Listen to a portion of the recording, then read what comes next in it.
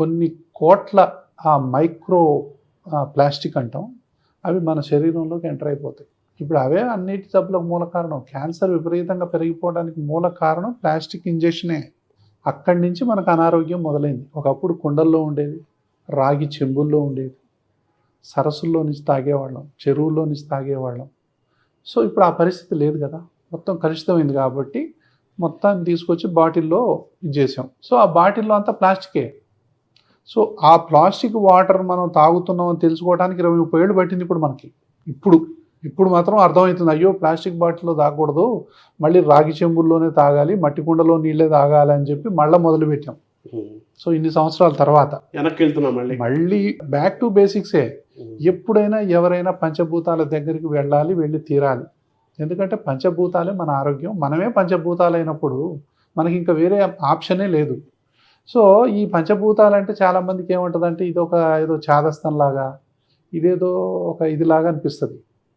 ఇప్పుడు సూర్యుడి నుంచి వచ్చేటటువంటి సూర్యకిరణాలు ఆకుల మీద పడి కిరణజన్య సంయోగ క్రియ ద్వారా గాలిలో ఉన్న కార్బన్ డయాక్సైడ్ని, భూమిలో ఉన్నటువంటి నీరుని, సన్లైట్ని వాడుకొని పిండి పదార్థం తయారైంది, కార్బోహైడ్రేట్.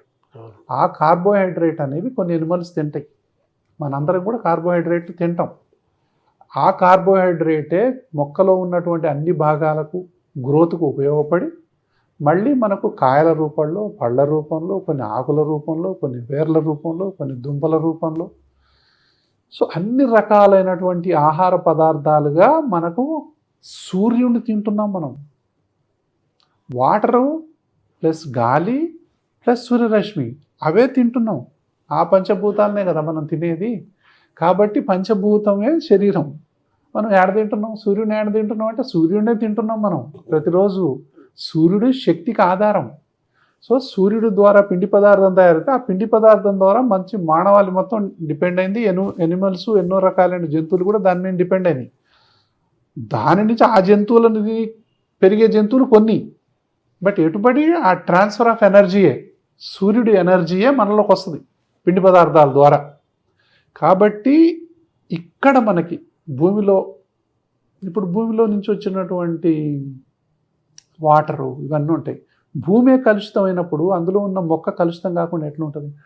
నీరే కలుషితమైనప్పుడు అందులో ఉన్నటువంటి అన్నీ మనకు ఆ కాయలోకి చేరకుండా ఎలా ఉంటాయి? కాబట్టి ఇప్పుడు పొల్యూటెడ్ ఏరియాస్లో ఉన్న భూమిలో పెరిగినటువంటి ఏ మొక్కలైనా, ఆ మొక్క నుంచి వచ్చిన పండైనా, కూరగాయైనా, ఆకులైనా ఏదైనా కూడా విషతుల్యమే. అంటే మనం తినే ఆహారము, పీల్చే గాలి అన్నీ కలుషితం అవడం వల్ల మనం కలుషితం వస్తున్నాం. మొత్తం ఇప్పుడు మనం గాలి మొత్తం పొల్యూషన్ అయిపోయింది, నీరు మొత్తం కాలుష్యం అయిపోయింది, భూమి కాలుష్యం అయిపోయింది, దాని తర్వాత ఉన్నటువంటి స్పేసే మొత్తం పొల్యూషన్ అయిపోయింది. సో అన్ని సో ఇప్పుడు సూర్యరశ్మి అందని వాళ్ళు 100కి 70 నుంచి 80% మంది, చాలామంది కూడా సూర్యుని చూడని వాళ్ళు ఉన్నారు ఇప్పుడు డైరెక్ట్గా. తర్వాత పొద్దున్నే 6ంటికో 7ంటికో బయలుదేరి కారులో కూర్చొని మళ్ళీ ఆఫీస్లో కూర్చొని మళ్ళీ నైట్కి ఇంటికి వస్తారు కదా, ఎవరు సూర్యుడికి ఎక్స్పోజ్ అవ్వరు. సో సూర్యుడికి ఎక్స్పోజ్ అవ్వట్లా కాబట్టి కంపల్సరీ ఒక మంచి గాలికి ఎక్స్పోజ్ అవ్వట్లా, భూమి మీద ఒక పచ్చిక బయళ్ళ మీద నడవట్లా, మనం పచ్చని ప్రకృతిని ఎక్కడ చూడట్లా. ఇవన్నీ ఆరోగ్య ప్రదాతలే. కాబట్టి ఇవన్నీ కూడా మన ఆరోగ్యం రావడానికి మూల కారణాలు. ఈ పంచభూతాలను ఎప్పుడైతే మనం డిస్టర్బ్ చేశామో అవి భూతాలై, ప్రేతాలై మనని డిస్టర్బ్ చేస్తున్నాయి. ఎప్పుడు? గర్భంలో ఉన్నప్పటి నుంచే. సో ఆ తల్లిదండ్రులకు అలర్జీ, ఆస్మా లక్షణాలు ఉంటే పిల్ల పుట్టిన తర్వాత నుంచే తల్లిదండ్రులు మొదలవుద్ది, నాకు జలుబు ఉంది, దగ్గుంది, ఆయాసం ఉంది, మరి వీళ్ళకు కూడా వస్తుందో ఏమో అని. సో మెల్లగా 3వ నెల కాగానే ముక్కులు ముసముస అంటాం, మెల్లగా దగ్గు రావటం, మెల్లగా ఆయాసపడటం అనేది జరుగుతుంది. ఈ లోపల పుట్టగానే ఏం చేస్తాం మనం? సాంబ్రాణి పోగేస్తాం. మన సంస్కృతి సాంప్రదాయం. ఈ సంస్కృతి సాంప్రదాయాలు రెండు వైపులా పదునున్న కత్తి లాంటివి. ఒక్కోసారి పిల్లల ఆరోగ్య విషయంలో అగరబత్తిలు వెలిగిస్తాం, సాంబ్రాణి పోగేస్తాం, ఇంకా ఏదేదో రకరకాలైనవి చేస్తాం. ఇవన్నీ కూడా మన బాడీకి తెలియదు, అవన్నీ కూడా కార్బన్ డైఆక్సైడే కదా. ఈ విషతుల్యమైనటువంటి ఆ గాలి చిన్నపిల్లల్లో కనుక పోయినట్లయితే మెల్లగా ఊపిరితిత్తు, ఆల్రెడీ అలర్జీ జీన్స్ ఉన్నాయి, మనం ఆల్రెడీ ట్రిగ్గరే చేస్తున్నాం. అంటే పొగ రూపంలో, సాంబ్రాణి రూపంలో, అగరబత్తి రూపంలో, తర్వాత ఏదో ఒకటి పౌడర్ కనపడకుండా కొడతారు చిన్నపిల్లలకి, పౌడర్ రూపంలో మొహం కూడా కనిపించకుండా కొడతారు, కళ్ళ మొత్తం కొట్టేస్తుంటారు. ఈ రెండు, ఇది జీన్స్, ఇది ట్రిగ్గర్, ఈ రెండు కలిసి మెల్లగా ఊపిరితిత్తులు, ముక్కులు ఈ విధంగా మెల్లగా క్లోజ్ అవుతాయి. అసలు అయితే ఇలా ఉండాలి, ఇలా క్లోజ్ అవటం మొదలు పెడతాయి. ఇక అప్పుడు 3వ నెల నుంచి మొదలవుద్దండి ఇది. 3వ నెల నుంచి ఈ 3వ నెల నుంచే విపరీతంగా దగ్గుతారు. ఎంత దగ్గుతారంటే పిల్లలు దగ్గి వాంతి చేస్తారు, పాలు తాగలేరు. పాలు తాగాలంటే వాళ్ళకి శ్వాస అందాలిగా, శ్వాస అందనప్పుడు తల్లిపాలు తాగలేరు. కాబట్టి ఆ పాల కోసం ఇబ్బంది పడుతూ ఉంటారు, పక్కలు ఎగరేస్తూ ఉంటారు గాలి పీల్చడం కోసం. ఇప్పుడు ఇట్లా ఉందనుకోండి, గాలి ఈజీగా పోదు కదా, ఇలా ఉంటే పోద్ది, ఎంతో కష్టపడి గుంజాలి. కాబట్టి మనకు పక్కలు ఎగరేసినట్టు కనిపిస్తుంటుంది. అంటే ఉచ్ఛ్వాస నిశ్వాసలు అనేవి గాలి పీల్చుకోవడం వదలడం సహజంగా జరగాలి, సహజంగా మనకు తెలియకుండా జరిగిపోయాయి ప్రక్రియ అది. కానీ ఇక్కడ మాత్రం బిడ్డ ఆ అవస్థ పడుతుంటే తల్లిదండ్రులు చూడలేరు, ఏడుస్తారు పాపం. వాళ్ళు తీసుకునే శ్వాస చూస్తే వీళ్ళ శ్వాస ఆగిపోద్ది, అంత బాధపడతారు. నెల రోజుల పిల్లలు కూడా ముక్కులు పట్టేస్తాయి. తర్వాత ఇదే వేస్తాయి ముక్కు. మళ్ళీ ఇందులోనే ముక్కులో నూనె వేసేవాళ్ళు కొంతమంది, చెవులో నూనె వేసేవాళ్ళు కొంతమంది, ఎక్కడ కళ్ళల్లో నూసేవాళ్ళు కొంతమంది. ఇట్లా కొన్ని ఆచారాలు ఉన్నాయి, అవి చాలా ప్రమాదకరం అని చెప్పి చాలామందికి తెలియదు. కాబట్టి ఇలాంటివి ఏవి కూడా ఈ ప్రాక్టీసెస్ అన్నీ దయచేసి తీసేసేయాలి. వెనకటి వాళ్ళందరూ మనం చేసాము, మనం ఇప్పుడు కూడా చేయమంటే అప్పుడు ఆరోగ్యం లేదు, అప్పుడు గాలి లేదు, అప్పుడు నీళ్లు లేవు, అప్పుడు వాతావరణం లేదు, అప్పుడు ఫుడ్ ఇప్పుడు లేదు.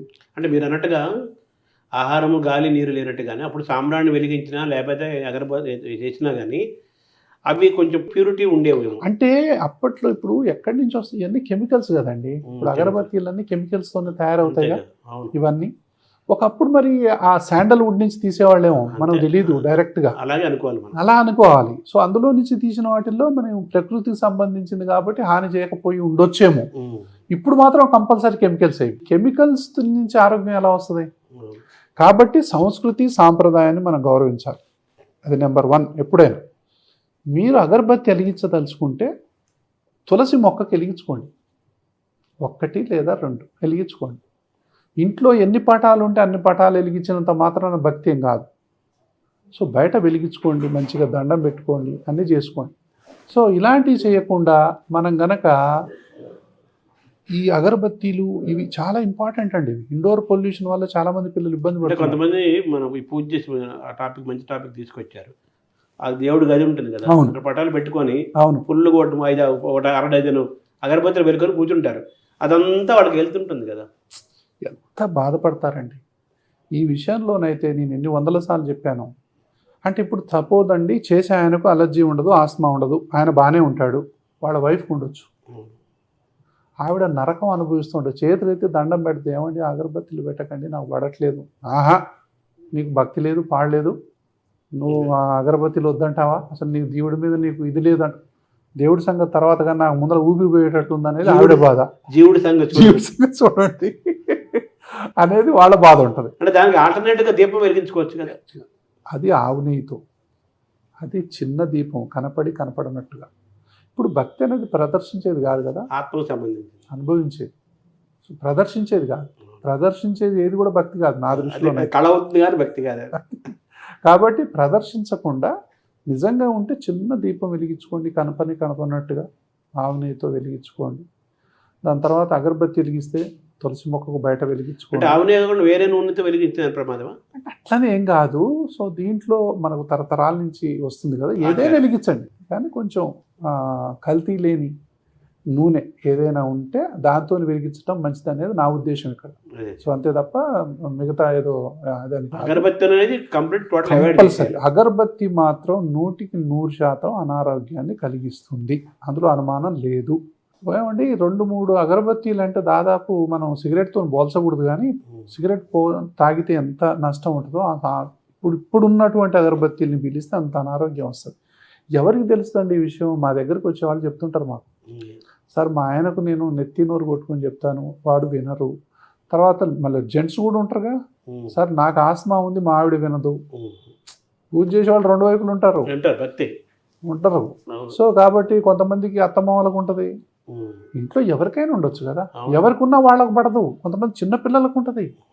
చిన్న పిల్లలకి ఎంత ఆస్మా ఉంటుంది అంటే ఎన్ని మందులు వాడినా తగ్గదండి. కారణం ఏందా అని చూస్తే వీళ్ళు ఇంట్లో అగరబత్తీలు వెలిగిస్తూ ఉంటారు, పర్ఫ్యూమ్స్ వాడుతూ ఉంటారు, సాంబ్రాణి పొగలు వేలుస్తూ ఉంటారు. మీకు తెలుసు కదా, ఒక షాప్ ఓపెన్ చేయగానే ఎన్ని సాంబ్రాణి పొగలు పెడతారో. ఫస్ట్ సాంబ్రాణి పొగ పెట్టిన తర్వాతనే మొత్తం చేస్తూ ఉంటారు. సో ఈ యొక్క ఏదైతే పొగ ఉందో పొగే. మనం పవిత్రమన్నా మనం ఇదన్నా పొగే, దాని లక్షణమే. సో ఊపిరితిత్తులు మూసుకోవడం అనేది జనరల్గా జరుగుతుంది. దీన్ని చిన్నపిల్లల్లో ఇంట్లో ఆపేయండి. ఎవరైతే చిన్నపిల్లలు పుట్టగానే అలర్జీ ఆస్తమాకు గురయ్యే అవకాశాలు ఉన్నాయో వాళ్ళల్లో ఈ ప్రాక్టీసెస్ ఆపేయండి. అంటే ఓవరాల్గా ఏంటంటే అగరబత్తులు అనేది స్టాప్, అగరబత్తులు పర్ఫ్యూమ్ ఇస్ పాయిజన్ అండి. ఈరోజు ఎల్కేజీ పిల్లలకు పర్ఫ్యూమ్ కొట్టి పంపుతున్నారండి స్కూల్స్కి. తర్వాత మళ్ళా స్కూల్లో పోతే ఏసీలు, బాడీ పర్ఫ్యూమ్, కార్లకి, రూమ్కి ఎక్కడ చూసినా కెమికల్సే. అంటే మన జీవితం అంతా కెమికల్ మయమైపోయింది.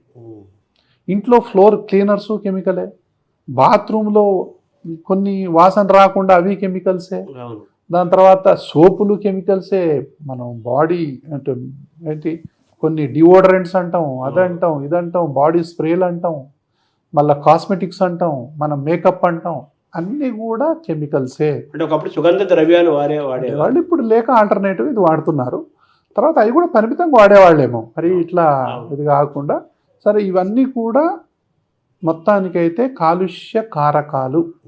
ఈరోజు ప్రపంచవ్యాప్తంగా అలర్జీ ఆస్తమా పెరిగిపోవటానికి మూల కారణం ఏంటంటే మారుతున్న జీవన విధానాలు, పెరుగుతున్న వాతావరణ కాలుష్యం, దాంతోపాటు ఎన్నో రకాలైనటువంటి క్రీములు అప్లై చేసుకోవటం, ఎన్నో రకాలైనటువంటి జంక్ ఫుడ్స్, మనకు అర్థం కాని జంక్ ఫుడ్స్ని మనం తినటం, ప్రకృతి నుంచి వచ్చేటటువంటి ఫుడ్కి దూరం అయిపోవటం.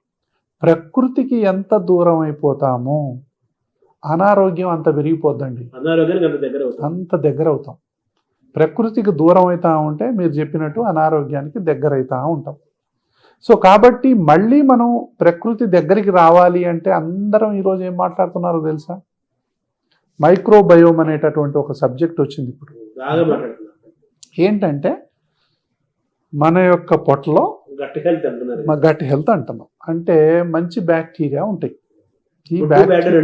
ఈ బ్యాక్టీరియా అనేది అసలు ఈ భూమే బ్యాక్టీరియాకు సంబంధించింది. తర్వాత వచ్చాం మనం, అసలు వాటిదే మొదటి ఆవాసం, తొలి జీవి అదే. 300 కోట్ల సంవత్సరాలు ఫస్ట్ ఉంది బ్యాక్టీరియానే.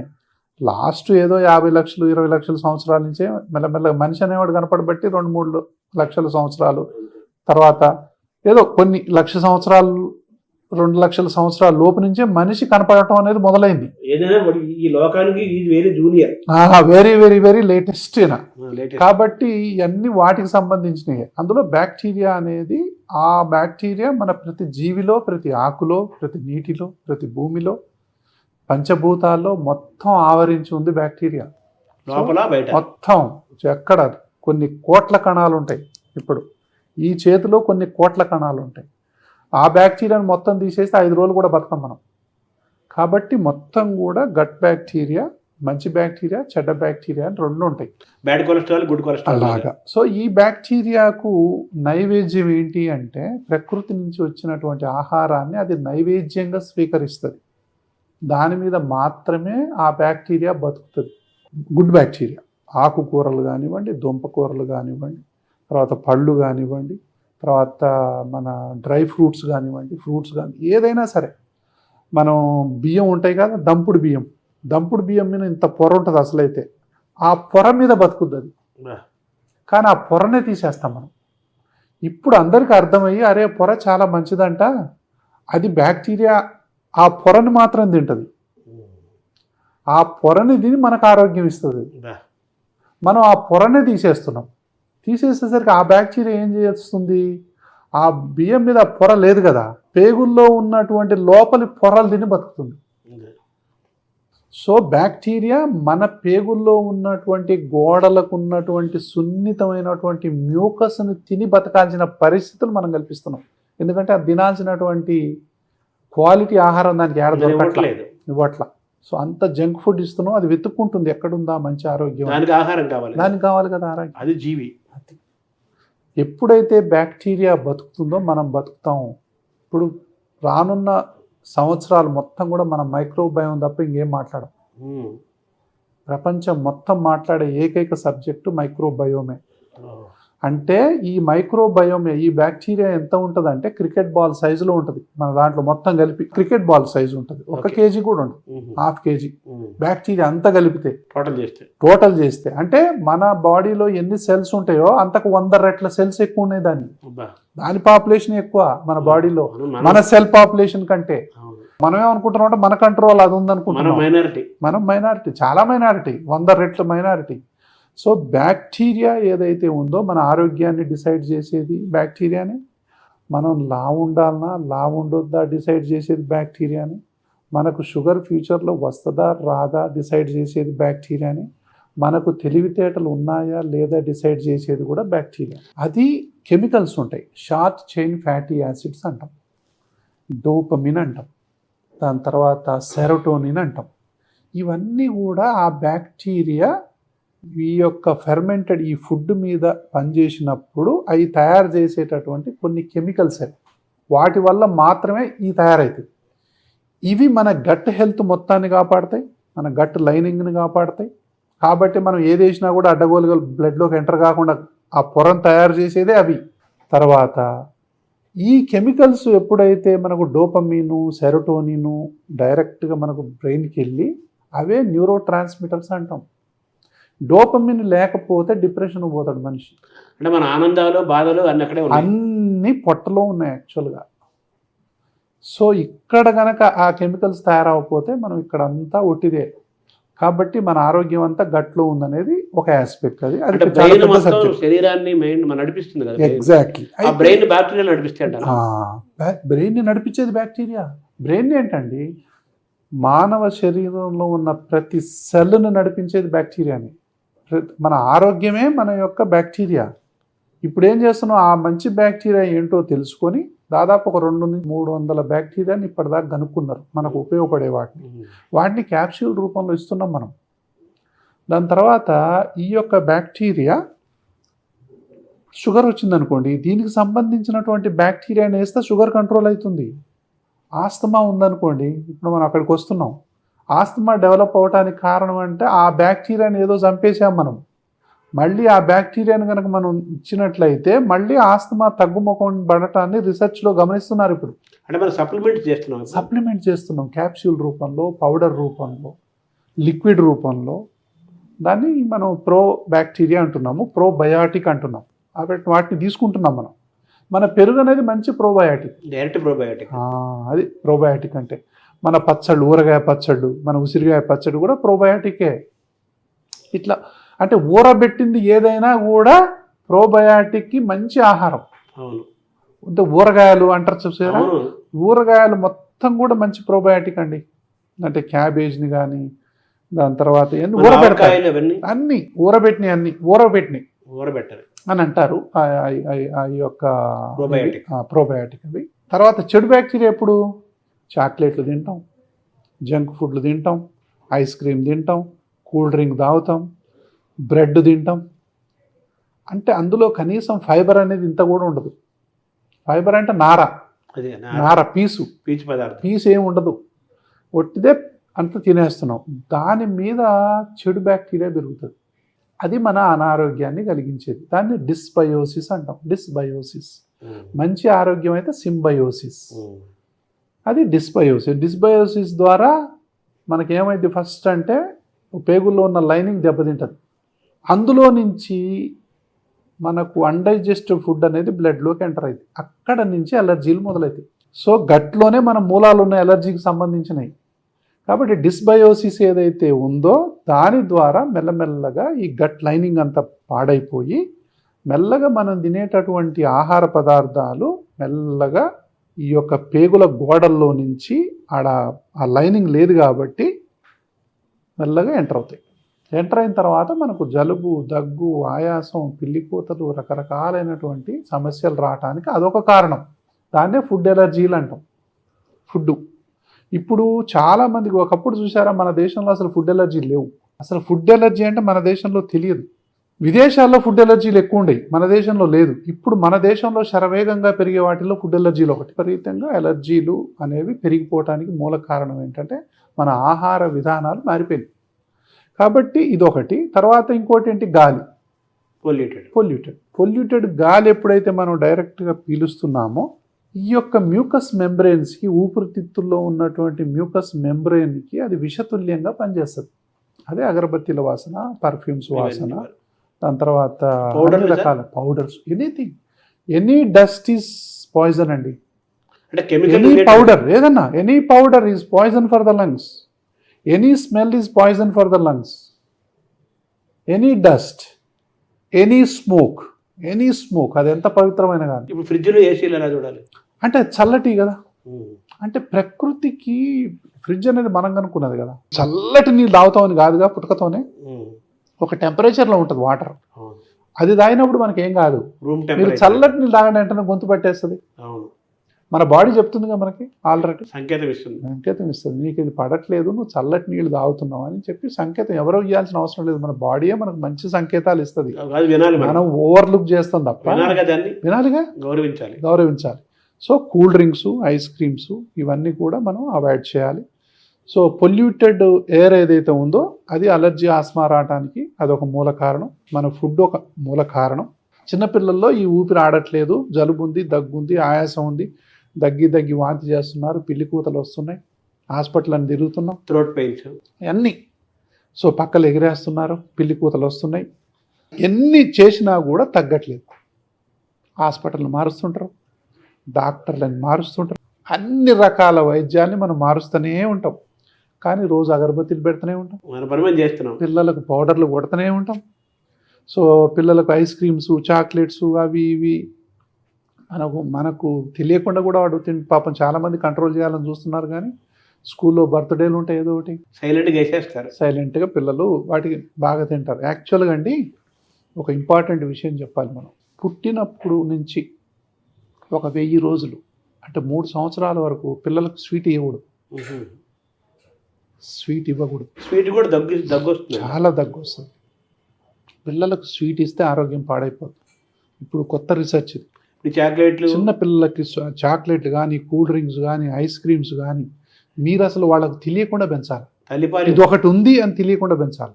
తల్లిపాలు ఇవ్వండి, అన్నం పెట్టండి, మన ఇంట్లో ఏమైతే వండుకున్నామో అవన్నీ పెట్టండి 6 నెలల నుంచి, నో ప్రాబ్లం. పప్పు వేయండి, ఆకుకూరలు వేయండి, ఉడకబెట్టి పెట్టండి. సో ఇలాంటివన్నీ వాడుకోవచ్చు. కానీ స్వీట్ ఇవ్వకూడదు. Sweet is most dangerous. చాలా డేంజర్. మన ఆరోగ్యాన్ని పాడు చేసే వాటిల్లో ఇవన్నీ నెంబర్ 1. ముఖ్యంగా 3 సంవత్సరాల వైపు. అప్పటి వరకు కనీసం ఇవ్వకుండా ఉండండి. వాళ్లకు సగం 100 ఏళ్ల జీవితం మనం ఇచ్చినట్టే, మంచి ఆరోగ్యాన్ని. ఈ విషయం ఒక్కటి కనుక తల్లిదండ్రులు పాటిస్తే, కీలకమైన విషయం. ఒక విషయం మన ఇంటర్వ్యూ ద్వారా ఒక 10 మందికి మేలు జరిగిందంటే, ఫస్ట్ 1000 డేస్ మీరు చిన్నపిల్లలకు స్వీట్ ఇవ్వకుండా ఉండండి. చిన్నపిల్లల ఆరోగ్యం అనేది బాగుపడదు. పళ్ళు కూడా స్వీట్ ఉంటాయి కదా, అది కాదు నేను చెప్పేది. మనం క్రియేట్ చేసినవి కనుక తినకుండా ఉంటే పిల్లలకు భవిష్యత్తులో మనం మంచి ఆరోగ్యం ఇచ్చిన వాళ్ళం అవుతాం. ఎందుకో తెలుసా అండి, మంచి బ్యాక్టీరియాని పెంచిన వాళ్ళం అవుతాం. ఇదంతా ఏందో కాదు, అసలు మనం ఇదంతా ఇచ్చేది ఏమిటికి అంటే మంచి బ్యాక్టీరియాని పెంచడం కోసం. సో వాటిని మనం మంచిగా గ్రూమింగ్ చేస్తున్నాం, మంచి బ్యాక్టీరియా పెరగటానికి, పెరగకుండా ఉండటం కోసం. వాళ్ళ ఇమ్యూనిటీ పునాది పడేదే ఫస్ట్ 3 ఏళ్లలో. ఆ ఇమ్యూనిటీని కనుక మనం ముందు 3 సంవత్సరాల్లోనే పునాది గట్టి చేసినట్లయితే వాళ్ళు తర్వాత అంత డిస్టర్బ్ అవ్వరు. డే 1 నుంచే 3 నెలల నుంచే మనం ఇక మెల్లగా అది ఇది వేసి పెడతా ఉంటే, చాక్లెట్ ఇస్తూ ఉంటే, లాలీపాప్ పెట్టి వాడు ఏడవకుండా ఉండటానికి స్వీట్ పెడతాం, వాడు ఇది చేయడానికి స్వీట్ పెడతా ఉంటాం,